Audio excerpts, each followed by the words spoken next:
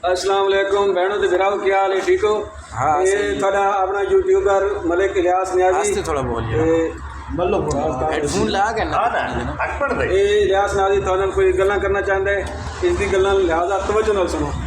क्या हाल है भाई? ठीक है सर खरीत है यार। एक गल मैंने समझ नहीं आती, ये मेरे सारे इन संगी इन भरा ये रोज़ाना आते ना वीडियो बन सा पिंड सचा वीडियो बन सा तू सन चाह पिला बिस्कुट खवा केक खवा, ये रोज़ाना आते तू खर्चा कर एक एक वीडियो बना कर सा ये सारे नाल जेड़ा बैठा है मेरा यार ये भुखा ते लुथ ये हर वेले आता भाई टुकुर खवा मैनू पे दसो मेरा ना यूट्यूब चैनल चलिया ना कुछ चलिया मैं टुकुर कितों खवावां? अच्छा भाई हुण असां अपने भाई जाकिर दे कोल ते उस कोल पुछूं कि वो क्या आखना चाहते हैं। जी जाकिर साहब। हाँ दसा मैं भुखा हूँ दसो ना यार गल इस तरह के ठीक ये तो हुण मशहूर कोई नहीं जो मशहूर होवे सी वते सानू लिफ्ट नहीं करानी कितने यूट्यूब ते आंदियां ने वीडियो यार जी असी इस नाल रल के वीडियो बनाने सा वो बंदा मशहूर हो गया तो हुण साडा हाथ भी नहीं गिनदा कल इसने साडे नाल भी यही काम करना है लिहाजा असी आखना साडी असी अपनी उजरत पूरी रखां इस नाल ताकि साडा ना इसते एहसान होवे ते ना कोई मसला हो ना कल नूं असी इसते गिला करा अगर असी गिला करा भी इसते ते आखे भाई तुसीं मेरे कोलों उजरत लेंदे रहे हो वीडियो बनावन दियां सारियां मैं इस वजह तो कह रहा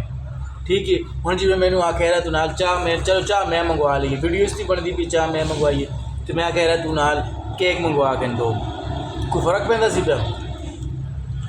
जी तो ये साढ़े भाई जाकिर हैं ते जाकिर अपने ख्यालात का इजहार करेंगे पैन हुण इस तो बाद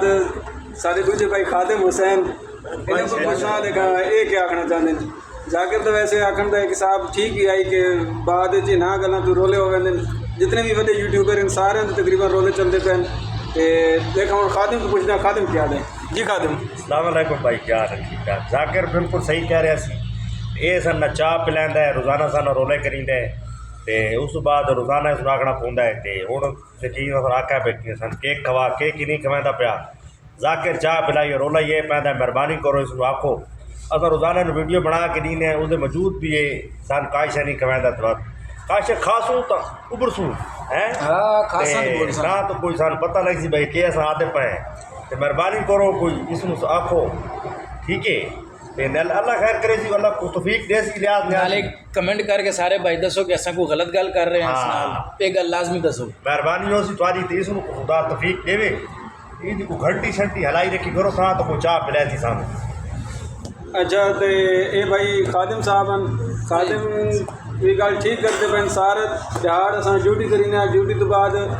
कोई चाह होवे तो बंदे नूं एनर्जी मिलती है नहीं तो कुछ भी नहीं हो सकता। हाँ कैंटीन की चाह बिल्कुल ही बकवास नहीं होंगी। चलो होटल से चाह शाह पिला चुड़ी करे ते नाल व्लॉगिंग नहीं होंदी रासी इन मत खाली पेट ते